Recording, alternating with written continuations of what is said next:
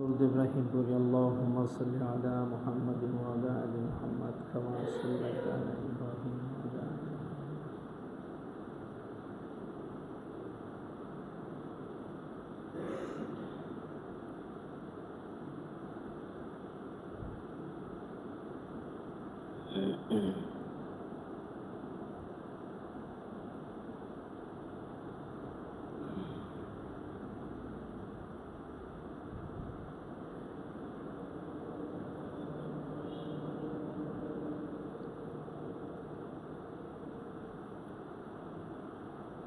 আচ্ছা ঠিক আছে ভাই, ঠিক আছে, সাউন্ড ঠিক আছে।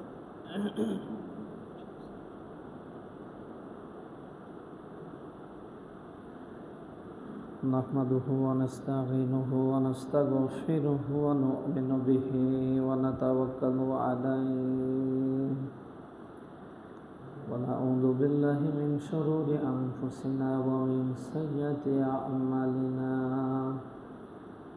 من يهدي الله فلا مضل له ومن يضلل فلا هادي له.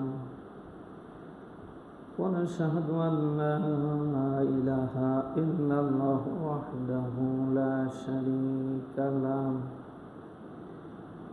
ونشهد أن سيدنا وحبيبنا ومولانا محمدا عبده ورسوله الذي أرسله بالحق بشيرا ونذيرا وداعيا إلى الله بإذنه وسراجا منيرا. فقد قال الله تعالى في كلامه المجيد وبرهانه التوحيد. জবান খুলে বলি আউযু বিল্লাহি মিনাশ শাইতানির রাজীম। বিসমিল্লাহির রহমানির রহিম।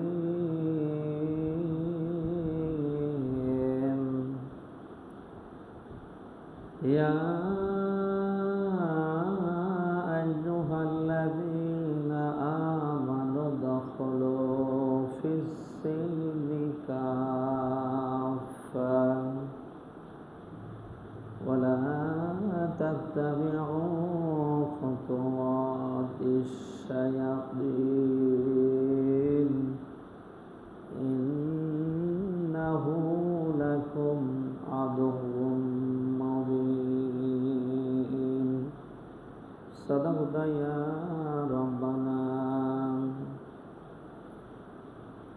عن أبي هريرة رضي الله تعالى عنه أنه قال النبي صلى الله عليه وسلم بني الإسلام على خمس: شهادة أن لا إله إلا الله وأن محمدا عبده ورسوله وإقام الصلاة وإيتاء الزكاة والحج وصوم رمضان.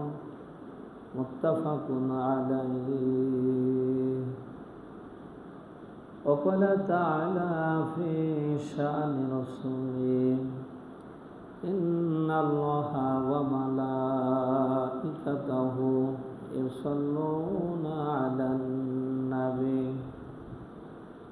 يا أيها الذين آمنوا صلوا عليه وسلموا تسليما. درود إبراهيم بوري اللهم صل على محمد وعلى آل محمد كما صليت على إبراهيم وعلى সবাই মহব্বতে বলি আল্লাহুম্মা সাল্লি আলা মুহাম্মাদিন ওয়া আলা আলি মুহাম্মাদ কামা সাল্লাইতা আলা ইব্রাহিম ওয়া আলা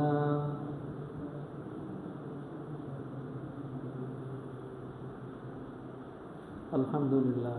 শুকরিয়া সেই মহান মনিবের যিনি পবিত্র জমায় আমাদের আশার বসান, কোরআন থেকে কিছু কথা বলবার সুন্দর তৌফিক দিলেন। খুশি হয়ে পড়ছি আলহামদুলিল্লাহ। দরুদ ও সালাম বর্ষিত হোক আমাদের প্রিয় রসুলের প্রতি। সবাই পড়ছি সাল্লাল্লাহু আলাইহি ওয়াসাল্লাম। কেমন আছেন আপনারা সবাই? আলহামদুলিল্লাহ। আল্লাহ তাআলা অত্যন্ত ভালোবেসে মহব্বত করে তিনি এ পর্যন্ত আমাদের সুস্থ রেখেছেন। আলহামদুলিল্লাহ। পৃথিবীর শ্রেষ্ঠতম সম্পদের নাম হচ্ছে সুস্থতা। পৃথিবীতে যত কিছু আপনি দেখছেন এর চেয়ে শ্রেষ্ঠ যেটা সেটা হচ্ছে সুস্থতা। আল্লাহ তাআলার যত নেয়ামত আমরা দেখতে পাচ্ছি, সকল নেয়ামতের সেরা নেয়ামত হচ্ছে সুস্থতা। একটা মানুষ যদি অসুস্থ হয়ে যায়, তার বিশাল বড় ফ্ল্যাট, শত বিঘা জমি, ব্যাংক ভর্তি টাকা, তার কোনো কাজে আসে না। লোকটা সব সময় চায় আমি যেন দ্রুত সুস্থ হয়ে যাই। সুস্থতার কত দাম এটা আপনি আমি হয়তো ওইভাবে চিন্তা করি না। একটু যদি হাসপাতালে যাই, আমরা দেখতে পাই কত মানুষ কত রোগে আক্রান্ত হয়ে কাতরাচ্ছে। সবার মুখে আল্লাহ আল্লাহ আল্লাহ, আত্মীয় স্বজনের মুখে আল্লাহ আল্লাহ। তারা চায় সুস্থতা। কারোর কিডনি ড্যামেজ হয়ে গেছে, কারোর চোখ চলছে না, কারোর লাংস অকেজ হয়ে গিয়েছে, কেউ ক্যান্সারে আক্রান্ত হয়েছে, কেউ বারংবার স্টক করে পড়ে আছে। আসলে নিজের চোখে অসুস্থ মানুষদের না দেখলে সুস্থতাকে মূল্যায়ন করা যায় না। যখন আমরা অসুস্থ হয়ে যাই তখন আমরা বুঝি সুস্থতার কত দাম। তো আল্লাহ তাআলা আমাদেরকে অত্যন্ত ভালোবেসে মহব্বত করে তিনি এ পর্যন্ত আমাদের সুস্থ রেখেছেন। আবার বলছি আলহামদুলিল্লাহ। আমরা সকলেই জানি এই মাসটি হচ্ছে মুহররম মাস। এই মাস আরবি মাসের প্রথম মাস মুহররম মাস। 4টি মাস আল্লাহর কাছে অত্যন্ত সম্মানিত, দামি। তার ভিতরে মুহররম একটি। মুহররম মাসকে আরবিতে বলা হয় শাহরুল্লাহ, আল্লাহর মাস। এই মাসের বিশেষ একটি দিন যেটাকে আরবিতে বলা হয় আশুরা।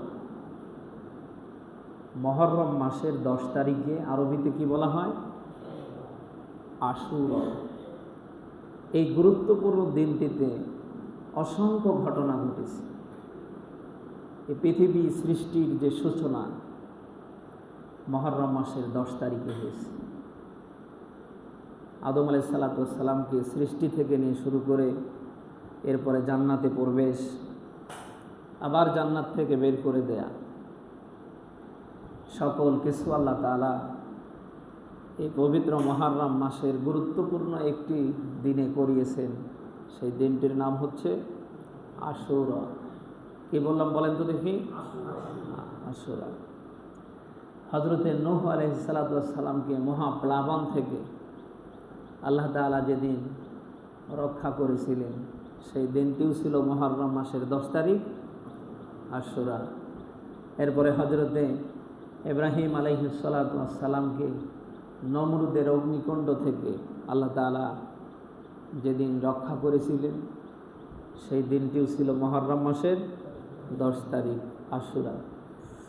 এরপরে হযরতে আইয়ুব আলাইহিস সালামকে আল্লাহ তাআলা 18 বছর রোগ দিয়ে বিছানায় ফালিয়ে রেখেছিলেন। আইয়ুব আলাইহিস সালামের এক পর্যায়ে জিহ্বা আর কাজ করে না। শুনতেছেন আপনারা? জিহ্বা আর কাজ করে না। জিহ্বা নেড়ে নেড়ে আল্লাহরে ডাকবে এমন পরিবেশ তার শরীরে নেই। রাতের 1/3 একজন ফেরেশতা আসতো আর জিজ্ঞেস করত, আল্লাহর নবী আইয়ুব কেমন আছেন?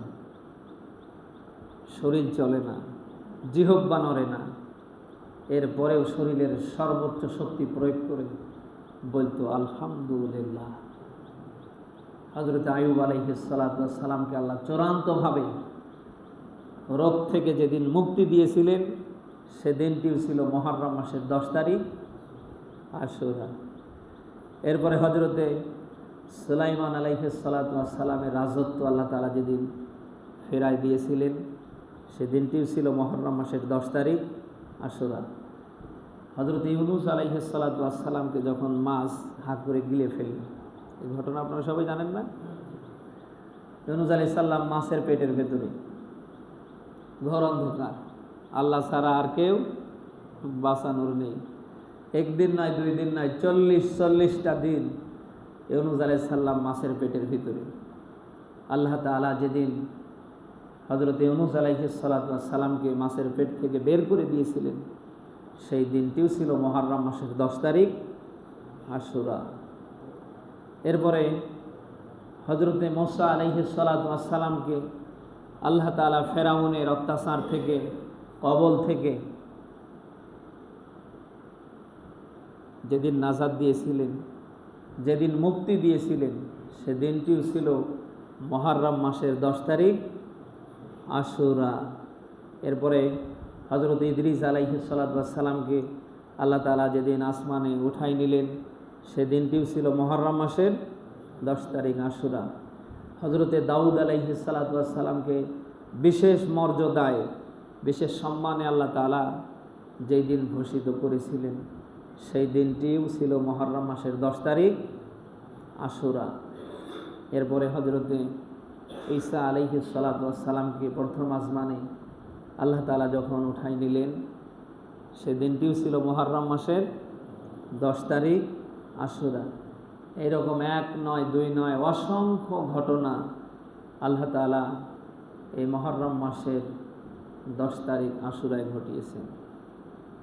আমরা জানি রাসূল সাল্লাল্লাহু আলাইহি সাল্লামের দৌহিত্র নাতিদ্বয় হযরতে হাসান, হযরতে হুসাইন রাদিয়াল্লাহু তাআলা আনহু, কি আমরা নাম জানি না?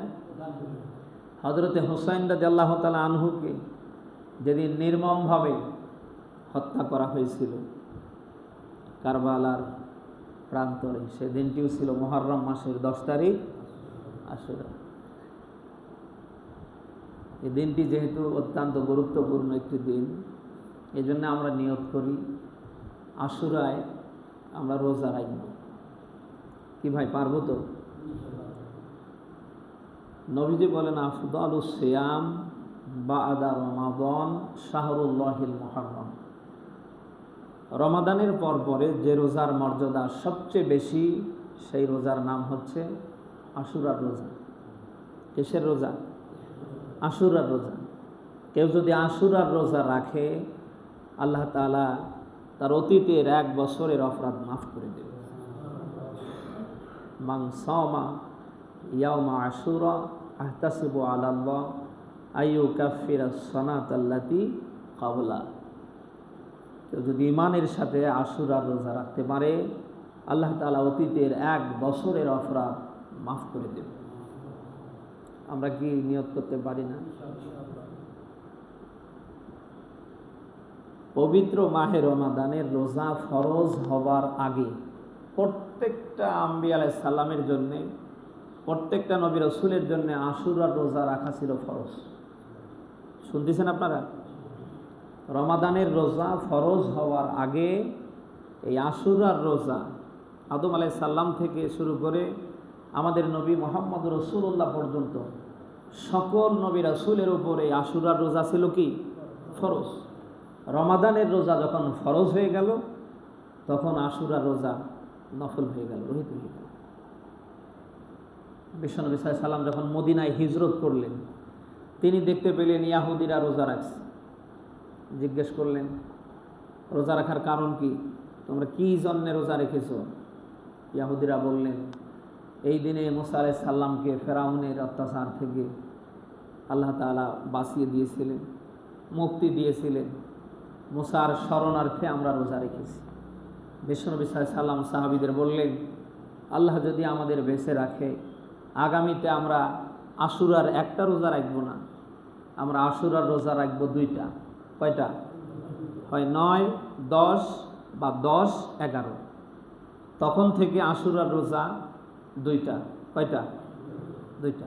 হয় 9 নতুবা 10 অথবা 10, 11। আমরা যারা আশুরার রোজা রাখতে ইচ্ছুক, আমরা 9 তারিখ রাখলে রাখতে পারি, এর পরের দিন 10 তারিখ রাখবো। আবার যদি 9 তারিখ না রাখি তাহলে 10 তারিখ রাখবো, এর পরের দিন 11 তারিখ আমরা রাখবো। কি ভাই, নিয়ত করতে পারি না আমরা? রোজা রাখলি পরে আমাদের যে শরীরের জন্য কত বড় লাভ, এটা আপনার জন্যে আমার জন্যে যে কত বড় একটা ভালো, আসলে আমি ওইভাবে বোঝাই শেষ করতে পারবো না। আমি আপনি যা খাই শরীর থেকে সব কিন্তু বের হয় না, ভিতরে যেটা আটকা পড়ে যায়, বিজ্ঞানের ভাষায় তাকে বলা হয় বর্জ্য পদার্থ। পৃথিবীর কোনো মেডিসিনে এই বর্জ্য পদার্থ শরীর থেকে বের হয় না, এটা একমাত্র বের করার মাধ্যম হচ্ছে রোজা রাখা। সুবহানাল্লাহ। এই জন্য বিশ্বনবী সাল্লাল্লাহু আলাইহি ওয়াসাল্লাম সপ্তাহে সোমবার দিন রোজা রাখতেন এবং মাসে তিনি 3টা করে রোজা রাখতেন, 13, 14, 15, যেটাকে আরবিতে বলা হয় আয়ামে বীজের রোজা। শুনতেছেন আপনারা?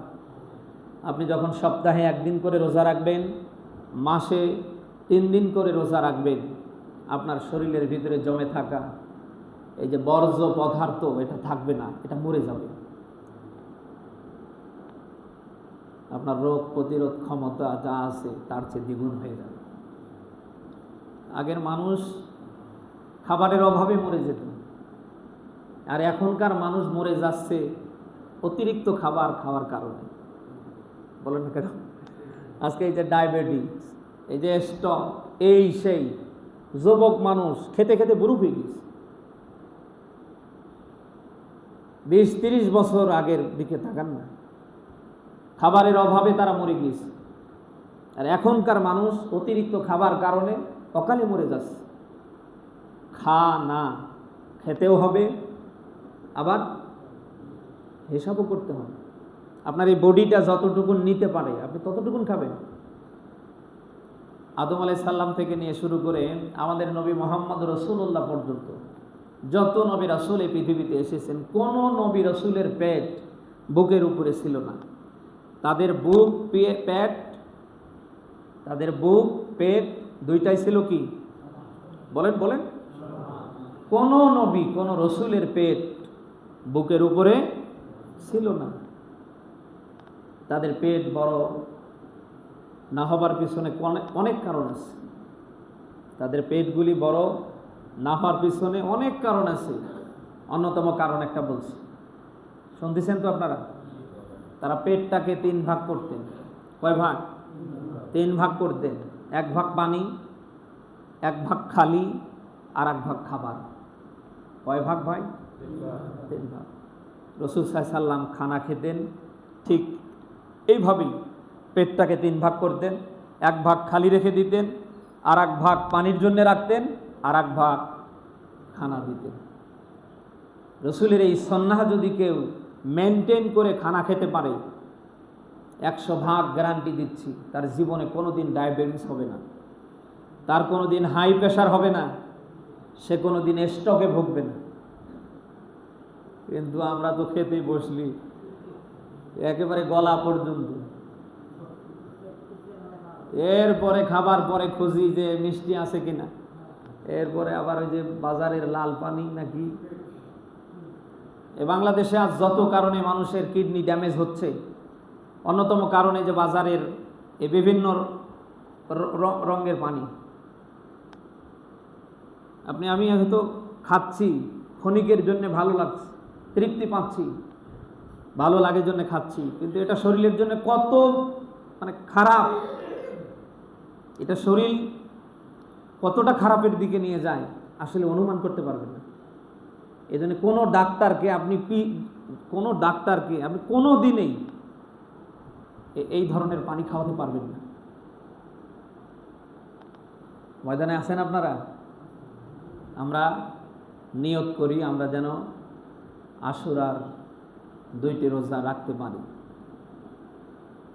মায়েরা যারা এসেছেন আপনারাও রাখবেন, আমার সামনে যারা কথা শুনছেন তারাও রাখবেন। পারবেন তো ইনশাল্লাহ? এবং পবিত্র মুহররম মাসে আমরা আল্লাহ তাআলার কাছে বেশি বেশি করে দোয়া করব। আল্লাহ তাআলা যেন এই পবিত্র মাসের ওসিলায়, বিশেষ করে আশুরার এই গুরুত্বপূর্ণ দিনটিকে ওসিলা করে আল্লাহ তাআলা যেন সকল রকমের আসমানি আযাব গজব থেকে আমাদের হেফাজত করেন, বলেন আমিন। আমি আপনাদের সামনে কোরআনুল কারীমের সূরা বাকারার 208 নম্বর আয়াত পড়েছি। কি আছে আয়াতের ভেতরে, এখান থেকে আমরা আজ কিছু কথা শুনবো ইনশাআল্লাহ। আল্লাহ তাআলা বলছেন, ইয়া আইয়ুহাল্লাযীনা আমানু দুখুলু ফিস সিলমি কাফা। খুব খেয়াল করে শোনা লাগবে।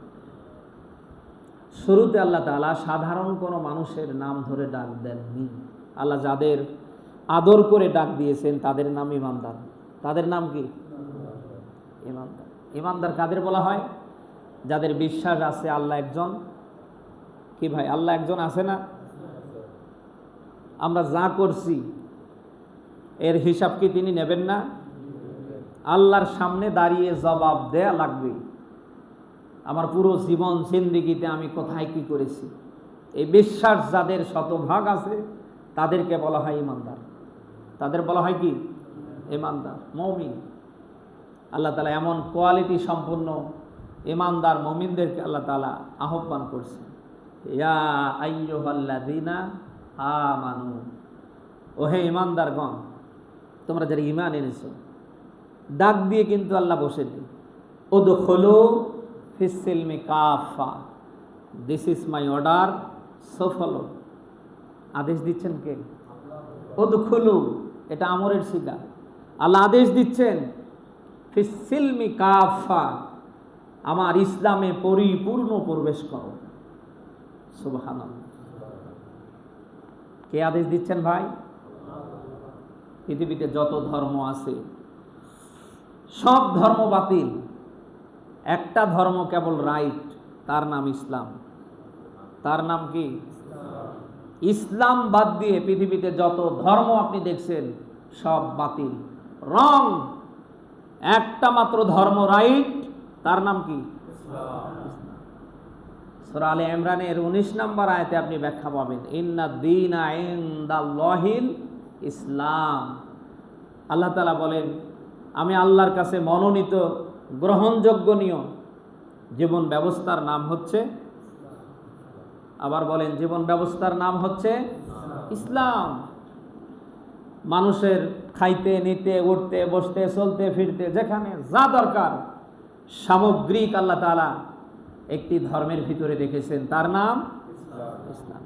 সূরা মাইদার 3 নম্বর আয়াতের মাঝের অংশে পাবেন আল্লাহ তাআলা বলছেন, আল ইয়াউমা আকমালতু লাকুম দীনাকুম ওয়া আতমামতু আলাইকুম নি'মাতি ওয়া রাদিতু লাকুমুল ইসলামা দীনা। এদিকে তাকান। আল্লাহ তাআলা বলেন, মানব জীবন চলতে ফিরতে, খাইতে, নিতে, উঠতে, বসতে, যেখানে যা দরকার সব আমি আল্লাহ তাআলা আমার দিন, আমার ইসলামের ভিতরে আকমালতু, পুরা করে দিয়েছি। কোনোটা কমতি, বলেন কোনো কমতি নেই। সব কিছু ইসলামের ভিতরে আছে না ভাই?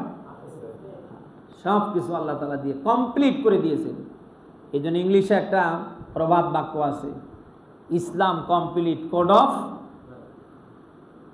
পড়তে পারেন আপনারা? ইসলাম কমপ্লিট কোড অফ, পরিপূর্ণ জীবন ব্যবস্থার নাম হচ্ছে ইসলাম। সব কিছু আল্লাহ তাআলা মানুষের জন্য ইসলামে সন্নিবেশিত করে দিয়েছেন। সুবহানাল্লাহ। এই বাংলাদেশে আজ আমরা অনেকে মুসলিম দাবি করছি। কেউ নামের আগে মোহাম্মদ লিখে, কেউ নামের শেষে হোসেন মিয়া রহমান লিখে, কেউ আবার ওই কোরবানির জম্মের গোস্ত খেয়ে। নামের আগে মোহাম্মদ, নামের শেষে হোসেন মিয়া রহমান লিখে মুসলমান হওয়া যায় না। গরুর গোস্ত খেয়ে কি মুসলমান হওয়া যায়? এই পৃথিবীতে কেউ যদি মুসলিম হতে চায় তাকে আল্লাহর ইসলামের কাছে স্যারেন্ডার করতে হবে, আল্লাহর ইসলামের কাছে নত হতে হবে, স্বেচ্ছায় সর্বাগ্রে সকল সেক্টরে আল্লাহর ইসলামকে মেনে নিতে হবে। সুবহানাল্লাহ। ইসলাম শব্দের বাংলা অর্থ হচ্ছে আত্মসমর্পণ। ইসলাম শব্দের বাংলা অর্থ কি? ইংরেজিতে বলা হয় স্যারেন্ডার। আপনি যখন আল্লাহর ইসলামের কাছে নিজেকে স্যারেন্ডার করাবেন, আল্লাহর ইসলামের বিধিবিধানগুলো যখন স্বেচ্ছায় মেনে নেবেন, তখন কেবল আপনি দাবি করতে পারেন আপনি একজন মুসলিম। কথা কি আপনারা শুনতেছেন? ইসলাম থেকে মুসলিম, ইসলাম থেকে মুসলিম। যিনি ইসলামের বিধিবিধান মেনে চলেন, যার জীবনে ইসলামের বিধিবিধান আছে, তাকেই বলা হয় কি? বলেন, তাকেই বলা হয় কি? মুসলিম। অন্তত আমরা এতটুকুন আজকে পরিষ্কার হলাম, নামের আগে মোহাম্মদ, নামের শেষে হোসেন মিয়া রহমান, এরপরে গরুর গোস্ত খেয়ে, এরপরে ছোট বাচ্চাদের ওই সুন্নাত করার মধ্য দিয়ে মুসলমান হওয়া যায় না। মুসলমান হতে গেলে, নিজেকে মুসলিম দাবি করতে গেলে আল্লাহর ইসলামকে স্বেচ্ছায় জীবনের সকল জায়গায় মেনে নিতে হবে। আমরা কি মেনে নিতে পেরেছি ভাই? পারিনি। ইসলামের নিয়ম নীতি দিয়ে আমাদের চলার কথা, আমরা কি সেভাবে চলতে পারছি? বরং আমরা ইসলামকে চালাচ্ছি। বলেন না কেন? ইসলামকে মানুষ চালাবে না ইসলাম মানুষকে চালাবে? এ বাংলাদেশে উল্টোটা চলছে না? ইসলামকে আমরা চালাচ্ছি, যেটা আমাদের ফেভারে, যেটা আমাদের পক্ষে, ওটা আমরা করে ফেলছি। যেটা আমাদের বিরুদ্ধে, ওটাতে আমরা নেই। নামাজ, রোজা, হজ, যাকাতের নামই কি খালি ইসলাম? হ্যাঁ, আপনি কি মনে করেন শুধু নামাজ পড়লেই ইসলাম আদায় হয়ে যাবে? রোজা রাখলেই ইসলাম আদায় হয়ে যাবে? টাকা পয়সা আছে, ওই হজ করতে গেলে যাকাত দিলেই ইসলাম আদায় হয়ে যাবে? নামাজ, রোজা, হজ, যাকাতের ভিতরে ইসলাম সীমাবদ্ধ না। জীবনের সকল সেক্টরে, সকল বিভাগে ইসলাম সীমাবদ্ধ। সুবহানাল্লাহ। কে করে দিয়েছে? একজন মুসলিম, একজন মুসলিম তার পুরো জীবন জিন্দেগিতে কিভাবে ইসলাম থাকবে, এটা নিয়ে কি আমরা কখনো কোনো সময় চিন্তা করেছি? ও চিন্তা চেতনা আমাদের নেই। অথচ কোরআন শরীফে সূরা আলে ইমরান 3 নম্বর সূরার 4 নম্বর পারার 2 নম্বর পৃষ্ঠা 102 নম্বর আয়াতের শেষ অংশে আল্লাহ তাআলা নিষেধাজ্ঞা দিয়েছে, ওয়ালা তামুতুন্না ইল্লা ওয়া আনতুম মুসলিমুন। এদিকে তাকান, আল্লাহ তাআলা বলেন তোমরা মুসলিম না হয়ে মরিও না। কে বলছেন? আল্লাহ নিজেই বলছেন। ইব্রাহিম আলাইহিস সালাম তার সন্তানদেরকে একথাই বলছিলেন, হে ইয়াকুব, হে ইসমাইল, হে আমার সন্তানরা, মুসলিম না হয়ে তোমরা মরো না। গোটা কোরআন শরীফের কোথাও পাবেন না আল্লাহ এই কথা বলেছেন তোমরা মুমিন না হয়ে মরো না, তোমরা মুত্তাকি না হয়ে মরো না। কিন্তু আল্লাহ তাআলা স্পেশালি এই কথা বলেছেন তোমরা মুসলিম না হয়ে মরো না। আমরা কি সে মুসলিম হতে পেরেছি ভাই? হওয়ার কি দরকার নেই? কি হওয়ার দরকার নেই? আল্লাহর কাছে আমরা দোয়া করছি আল্লাহ তাআলা যেন মুসলিম হয়ে আমাদের শেষ নিঃশ্বাস ত্যাগ করবার তৌফিক দান করে। একজন মুসলিমের ব্যক্তি জীবন কেমন চলবে, তার পারিবারিক জীবন কেমন চলবে, তার সামাজিক জীবন কেমন চলবে, তার রাষ্ট্র জীবন কেমন চলবে, এটা কি আমাদের জানার দরকার আছে না? আছে। একজন মুসলিমের ব্যক্তি জীবন চলবে, মুসলিম নিজেও আল্লাহর শতভাগ বিধানগুলি মানবে, আল্লাহর বিধান মানতে গিয়ে যেন নাফরমানি না হয়, এবং এটা কি করে সমাজে রাষ্ট্রে সব জায়গায় কায়েম হয়, ছড়িয়ে পড়ে। একজন মুসলিম তার ব্যক্তি জীবনে এই কাজটাই করবে, নিজে আল্লাহর বিধান মানবে। এটা কি করে মানানো যায়, সকল জায়গায় এই পক্ষে কাজ করবে। একা একা ভালো কিছু করার নাম ইসলাম না। গত সময় বলেছি না, একা একা ভালো কাজ করার নাম ইসলাম না। আপনি নিজে করবেন, অন্যরা যেন করতে পারে, এর নাম কি? ইসলাম। আপনি জমা এসেছেন, যারা নিয়মিত জমার নামাজগুলিও পড়ে না, তারা কি করে জমামুখী হতে পারে? এই দিকে আপনাকে টেনে আনার সর্বাত্মক চেষ্টা চালাতে হবে। আপনি একা একা জুমার নামাজ পড়বেন, অন্যরা পড়বে না, তা কি হতে পারে ভাই? পারে না। একজন মুসলিমের ব্যক্তি জীবন এমনটাই হওয়া উচিত, তিনি আল্লাহর বিধান মানবেন এবং মানানোর পক্ষে কাজ করবেন। আমরা কি আমাদের ব্যক্তি জীবনগুলো এইভাবে সাজাতে চাই না? আল্লাহ যেন কবুল করে, বলেন আমিন। 2 নম্বরে, একজন মুসলিমের পারিবারিক জীবন কেমন হবে? একটা পরিবারের ভেতরে মা বাবা আছে, ভাই বোন আছে, স্ত্রী আছে, সন্তান সন্ততি আছে, আছে না ভাই? এরপরে আত্মীয় স্বজন, আর একটু দূরে গেলে পাড়া প্রতিবেশী।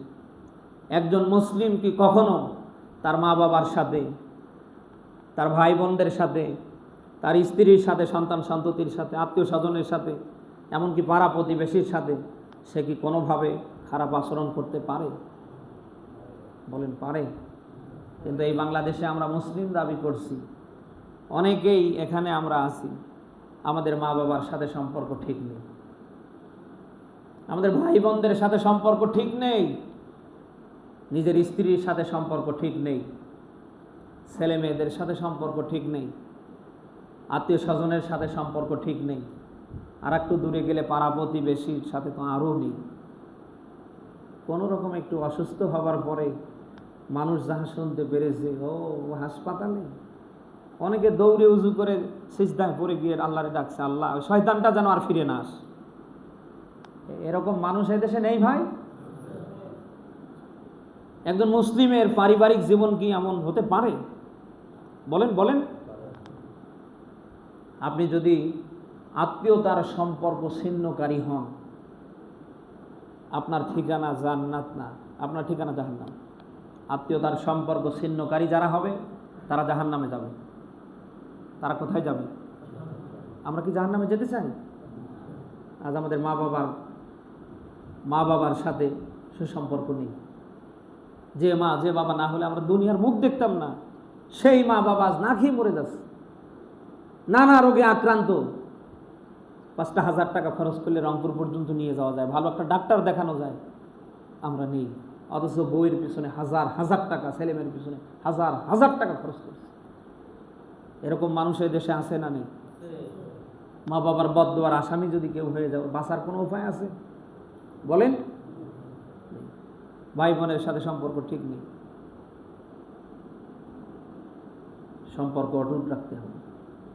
আপনি যদি রক্তের সম্পর্ক ঠিক রাখেন, শুনতেছেন আপনারা? রক্তের সম্পর্ক, ব্লাডের কানেকশন যদি ধরে রাখেন, আপনার কয়েকটা লাভ হবে। প্রথম নাম্বার লাভ বলছে, জীবনে কোনো জায়গায় আপনি ঠকবেন না, আপনার মাথা নিচু হবে না, সব জায়গায় আল্লাহ মাথা উঁচু করে দেবে। 2 নাম্বারে, আপনার ইনকাম সোর্স, আয় রোজগারে আল্লাহ তাআলা নিজ হাতে বরকত ঢেলে দেবে। নবীজি বলেন, কেউ যদি অধিক দিন দুনিয়ায় বাঁচতে চায়, মানুষের মাঝে মাথা উঁচু করে দাঁড়াতে চায়, ইনকাম বাড়াতে চায়, সে যেন আত্মীয়তার সম্পর্ক ঠিক রাখে। কি রাখে? আত্মীয়তার সম্পর্ক। এই যে মায়েরা এসেছেন, শুনলে অনেক খুশি হবে। আমরা অনেকেই আছি স্ত্রীর সাথে ভালো ব্যবহার করতে চাই না, কি এরকম নেই?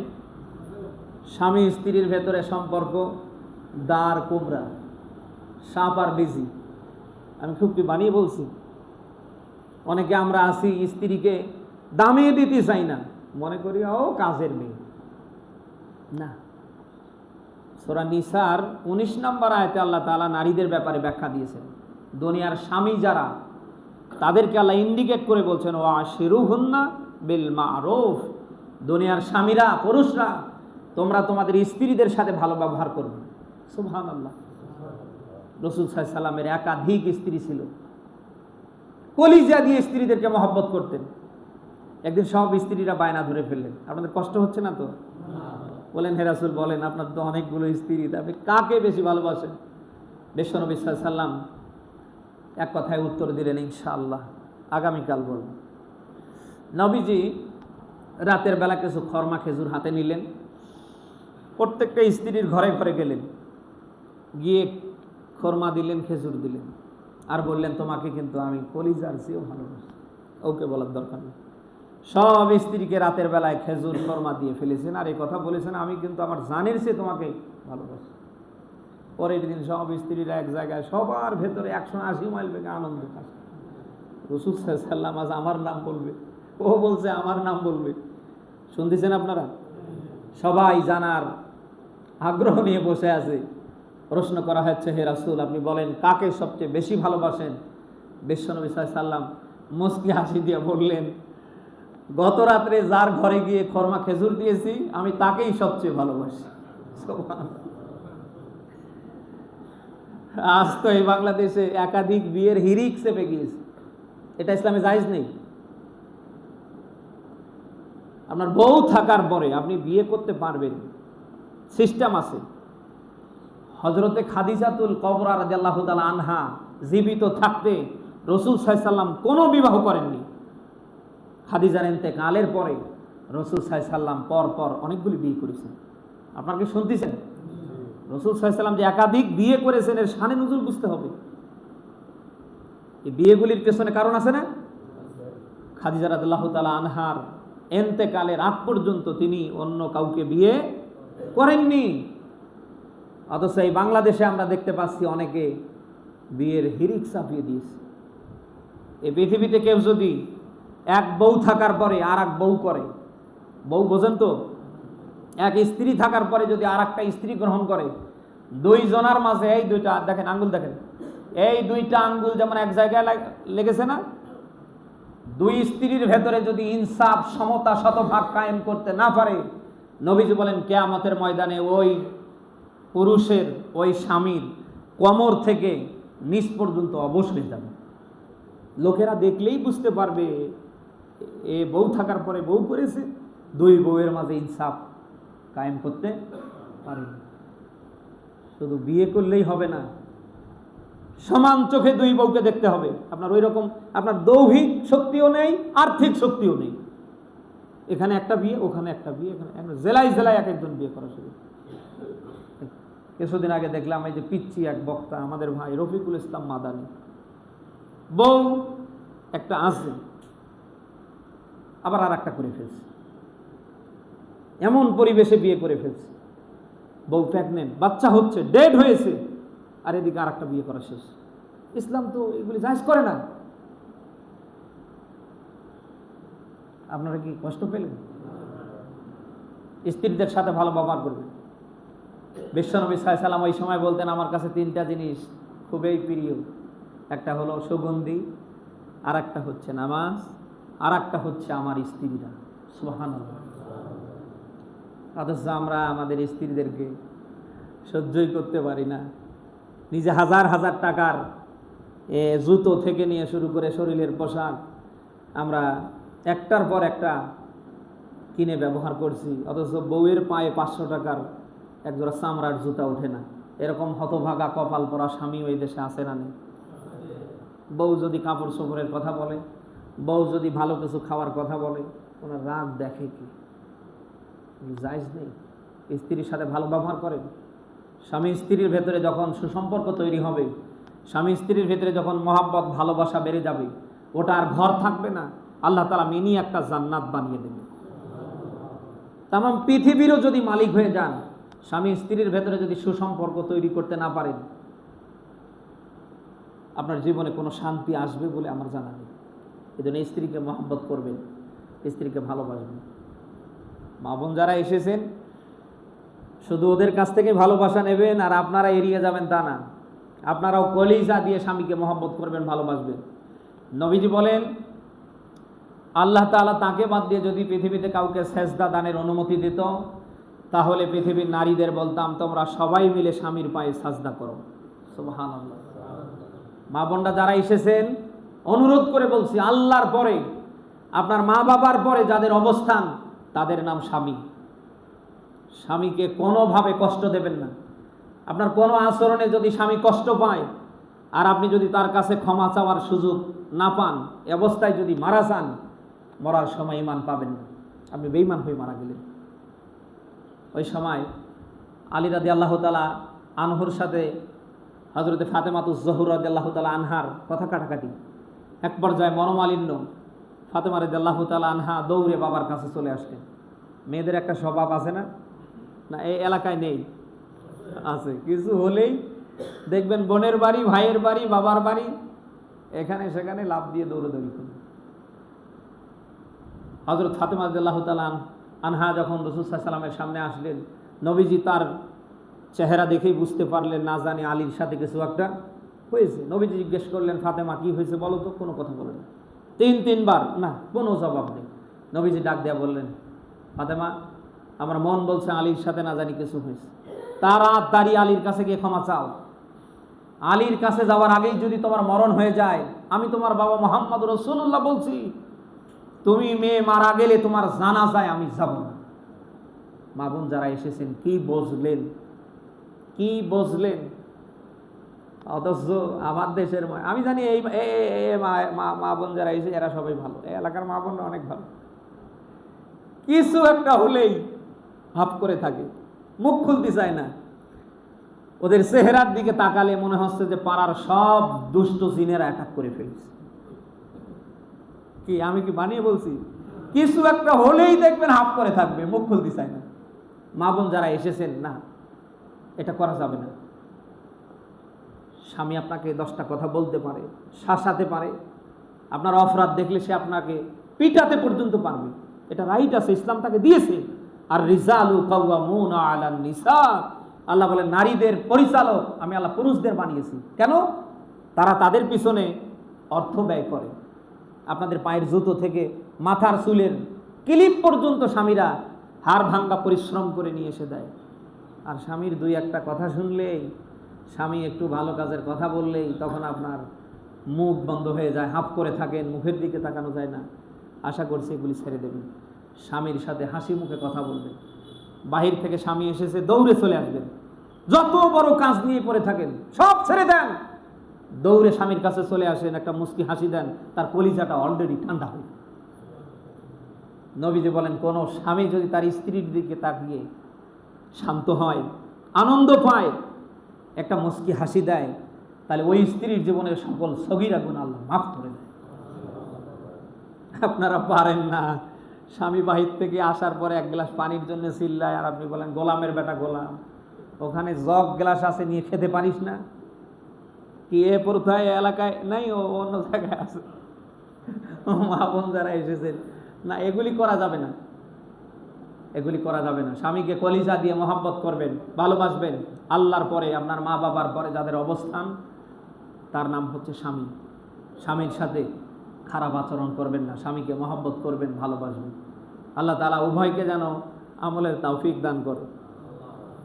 এরপরে সন্তান সন্ততি। একজন মুসলিমের পারিবারিক জীবনের ভিতরে সন্তান সন্ততি আছে না? সন্তান সন্ততিকে মানুষের মতো মানুষ করার চেষ্টা করবেন। এরপরে আত্মীয় স্বজনের সাথে সুসম্পর্ক রাখবেন। এরপরে গ্রাম পাড়া প্রতিবেশী যারা আছে তাদের সাথে সুসম্পর্ক রাখবেন। ভাই, দুনিয়া থাকার জায়গা না, চেষ্টা করলেও থাকতে পারবেন না। আপনার আমার ইন্তেকালের পরে দৌড়ে আসবে কারা? ওই আত্মীয় স্বজন, ওই আমার বাড়ির ডানে বামে পাড়া প্রতিবেশী যারা, তারা। আমার ইন্তেকালের পরে, আপনি মরে যাবার পরে মানুষ যেন অন্তত জানাজা পর্যন্ত এসে চোখ থেকে 1 ফোঁটা পানি ঝরায়, বলতে পারে, আল্লাহ, না, লোকটা ভালো ছিল, লোকটা কোনো দিন আমার ক্ষতি, আমার জানা মতে লোকটার দ্বারা কারোর ক্ষতি হয় না। কি ভাই, এমন জীবন আমাদের পারিবারিকভাবে তৈরির দরকার আছে না নেই? আল্লাহ যেন কবুল করে, বলেন আমিন। এরপরে 3 নম্বরে, একজন মুসলিমের যে সামাজিক জীবন, সমাজে সে ভালো ভালো কাজ করবে, অন্যায় দেখলে প্রোটেস্ট করবে, প্রতিবাদ করবে। আমরা সামাজিকভাবে ভালো ভালো কাজ করতে চাই তো? ভালো কাজ যেখানে আমরা সেখানে, খারাপ কাজ যেখানে আমরা নেই। ঈমান আছে কিনা, সময় লং হয়ে যাচ্ছে। ঈমান আছে কিনা আপনি বুঝবেন কি করে? শরীরে জ্বর আছে কিনা, ডাক্তারের কাছে গেলে থার্মোমিটার দেয় না? দুধে ভেজাল আছে কিনা, একটা মিটার আছে না? নাম কি? ল্যাক্টোমিটার। দুধে নামাই দেবেন কতটুকুন পানি, কতটুকুন দুধ, আপনি নিজেই দেখতে পারবেন। শরীরে জ্বর আছে কিনা এটা মাপার জন্য যেমন থার্মোমিটার দরকার, দুধ ঠিক আছে কিনা এটা মাপার জন্য যেমন ল্যাক্টোমিটার দরকার। আপনি যেটাই নিয়ে যান, ধান, ভুট্টা, গম, যেটাই নিয়ে যান, পরিমাপ করার জন্য যেমন দাঁড়িপাল্লা বলেন, মিটার দরকার। আপনার ঈমান আছে কিনা এটা মাপার জন্য একটা থার্মোমিটার আছে। আমি কি বলবো? সেটা কি? ভালো কাজ দেখলে আপনার কাছে আনন্দ আসবে, ভালো লাগবে। ভালো কাজ দেখলে কি হবে? আপনার ভিতরে আনন্দ আসবে, যেই করুক। আর খারাপ কাজ দেখলে কি হবে? আপনার মনটা খারাপ হয়ে যাবে। এই লোকগুলি এই কাজগুলি করছে না, ঠিক না। এই জন্য হাত দিয়ে যদি প্রতিবাদ করার মতো অ্যাবিলিটি না থাকে, তাহলে জবান দিয়ে প্রোটেস্ট করবেন। তাও যদি না পারেন, নিম্নতম স্তর হচ্ছে অন্তর দিয়ে ঘৃণা করবে। কি ভাই, পারা যাবে তো ইনশাল্লাহ? চতুর্থ নাম্বারে, একজন মুসলিমের রাষ্ট্রীয় কিছু কাজ আছে। রাষ্ট্র, আমাদের এই দেশ পুরোটা একটা কি রাষ্ট্র না? কি নাম? বাংলাদেশ। আমি আপনি সবাই বাংলাদেশের কি নাগরিক। আমার আপনার প্রত্যেকের টার্গেট থাকবে, আমি আপনি যেন এই রাষ্ট্রে আল্লাহর বিধান, রসুলের সুন্নাহ দিয়ে আমার পুরো জীবন জিন্দেগিটা আমি সাজাতে পারি।